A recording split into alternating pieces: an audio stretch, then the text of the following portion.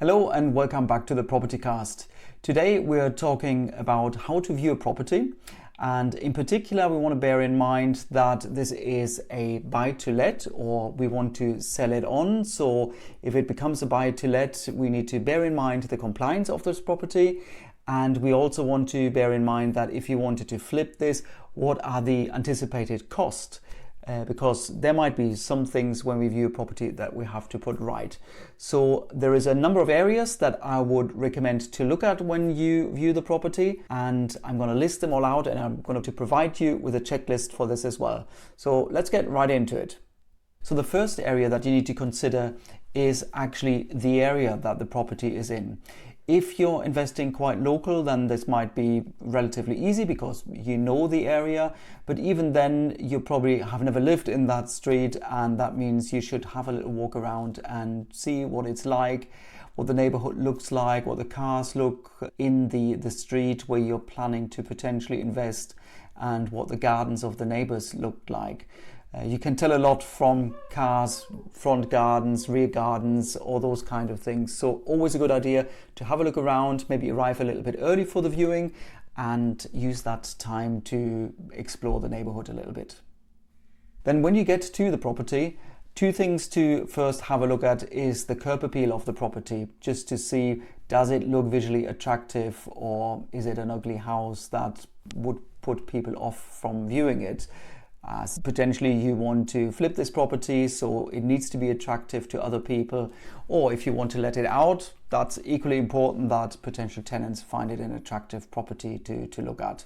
And then when you're outside of the property, also have a look at the parking arrangements. Is this a completely congested street and everybody will complain about parking there, or is the parking okay? Is there even a driveway? But if it's on-street parking, it would be good to get an idea how easy it is to get your car parked.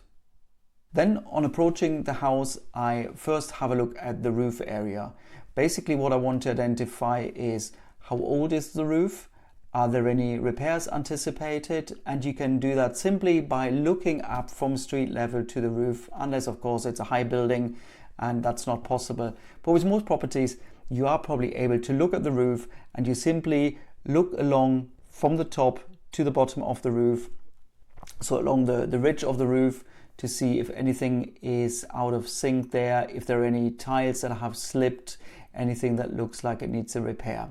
You can of course also take a photograph of the roof, so you can later, when you're at home, you can zoom in on the photograph and see if that reveals any further issues there, any further defects.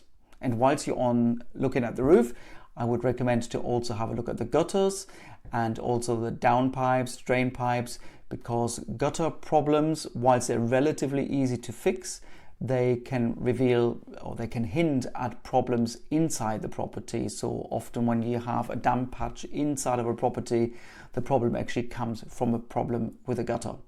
And you often see gutters that are choked, there's grass growing out of it, so that's a telltale sign.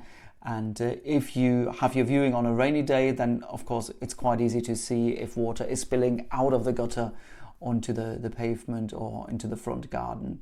And of course don't forget to look at all sides of the house. So here I'm assuming it is a house that you're looking at, and if it's a block of flats, then that's also not a bad idea to have at the gutters, but bear in mind that you have of course less control over the repair of gutters, the maintenance of the gutters. Okay, then the next thing, and this is still outside, is the structure of the property. So again, you want to walk around the house or the block of flats to see if there are any cracks outside in the structure. So that could hint at a serious problem, and it would be very expensive to put this right. And what you would see is basically just a crack somewhere on an outside wall. But the other things to observe outside when you're looking at the wall is if there is any render that has come loose. So often that can hint at a problem with frost having got into the render, and the render has burst and has come away. Again, that's fairly pricey to repair, and hopefully something that you don't have to do. Often with properties, especially when you get started, it's already good if you can just concentrate on the internal upgrades and don't have to repair the outside of the building as well. Again, block of flats, it's not your responsibility, it's likely to be the factor. or could be the responsibility of multiple owners to address these areas. But if you're looking at a house here, then it would definitely be a good idea to have a look around the house and make sure that the walls are not damaged in any way. Okay, next on the list is the garden, provided there is a garden for your property. So here is a couple of obvious things. Are there any works that are required that you can see? Even as a lay person, you will see if the garden is in good order and people could just use it and your tenants could just enjoy it, or is the garden a bomb site and it needs completely re-landscaped? Apart from those things, you should also have a look at the risk of Japanese knotweed. It's a very intrusive plant that can damage your building, and if there is Japanese knotweed, then I would probably steer clear of it because it's just too big a deal to deal with. It can affect your mortgage lending because mortgage lenders are concerned about the effect that the knotweed can have on your building, and it also is quite difficult to get it removed. It's not as easy as just digging up a plant and throwing it out. A lot of gardens, especially here in Scotland, have an issue with poor drainage, and if your garden is waterlogged, then you don't have much of a lawn area there, and it can be quite messy inside the house when you come from your garden. So definitely want to look at, and on wet days it's obviously easier to see than on dry days, but I've been to so many gardens where it's exposed straight away that you see that is a problem here with the garden. So definitely want to look out for. When you're out in the garden, you should also have a look in the neighboring gardens, if that's at all possible. If you have a very messy neighbor, or there is dogs barking in the next garden, and that could be an issue for either a future sale or for a rental. So definitely have a look to the left and the right and see if there are any issues with neighbors. Okay, next point on my list is heating. That's quite an important one because issues with heating can be quite expensive to fix.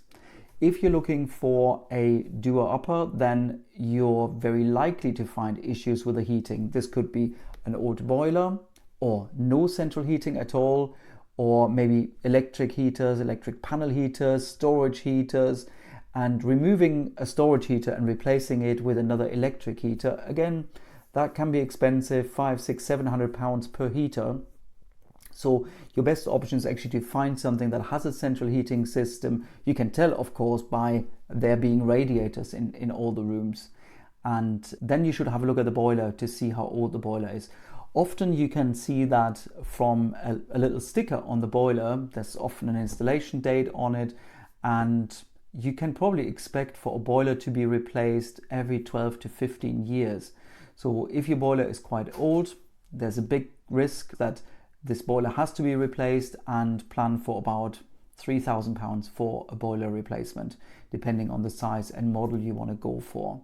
So ideally you want to find a boiler that is in good working order, that is not too old, with fairly modern radiators in all rooms. But of course it depends what you're looking for. If you're looking at a doer-upper and you want to plan for that expense to be part of your added value to the property, then that might not be such an issue. But it would be a shame if you went to a viewing and you hadn't looked at the boiler. So another area to look at very closely is the electrics in your property. You can often tell by old light switches, old light fittings from the ceiling, if there's a problem with the age of the wiring. If you need to rewire your property, that could be quite expensive outlay. For a small flat, probably £2,000 to £3,000. For a bigger house, multiple £1,000s, £5,000, £6,000, £7,000, depending on the size of the property. But it is important not only from a cost point of view, but also from a safety point of view. If you wanted to let out your property, you need to have an electrical installation and condition report, and you will only get a clean bill if your property is compliant with the latest legislation. You will probably need an electrician to let you know if the property is safe, but as a minimum you would see if the property's wiring is so old that it needs to be rewired. So definitely one to look out for. Next area to look at is the decor of the property. Of course, it's somewhat subjective. One person likes this color or that color, and another person has a different taste. But what I'm talking about here is the obvious things that you need to replace.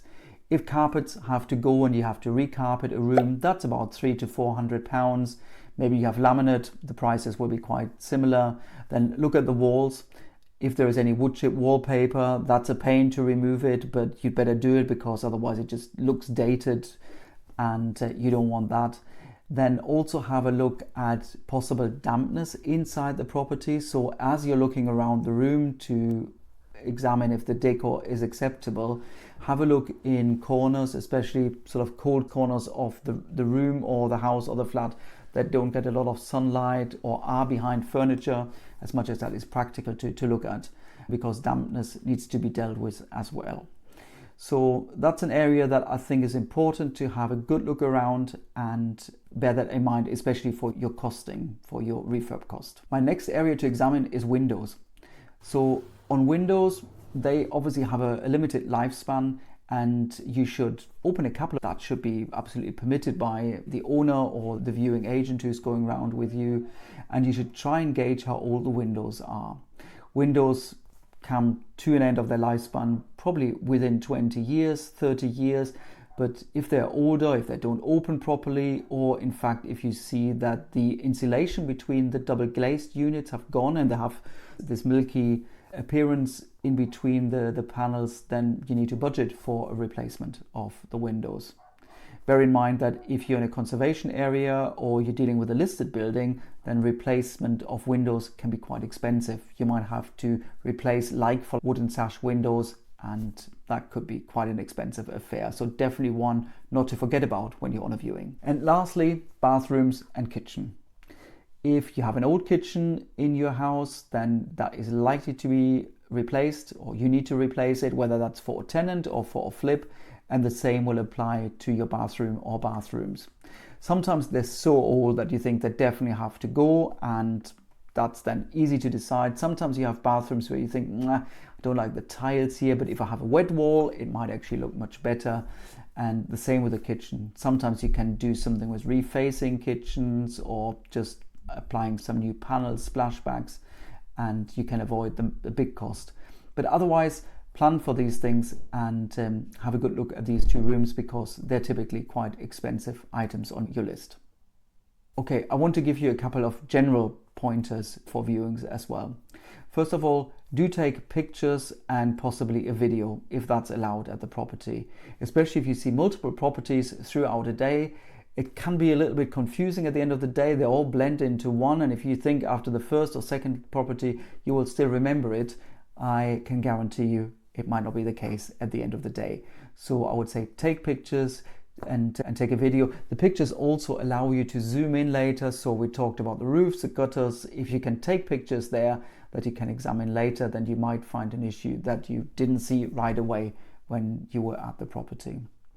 The other thing you could do, and I would recommend it, is take a second person with you. Ideally somebody who's maybe in the trade. If a friend of yours is a joiner, a plumber or an electrician, that's fantastic, because they can give you advice not only on this particular area that they're knowledgeable in, but they typically have a good idea about other areas in the house as well.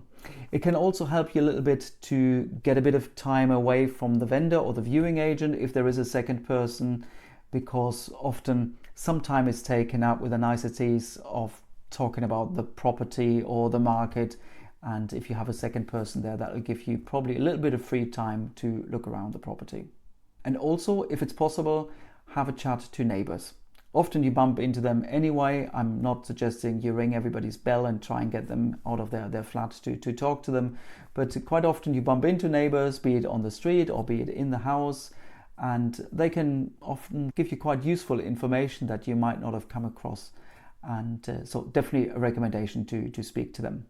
Okay, there was quite a lot in this video, a lot of areas to examine. I think in total I came to 10 areas that you should have a look at. I will provide you with a little checklist that you can download there. And if this video was of any interest, then I recommend you have a look at this one next.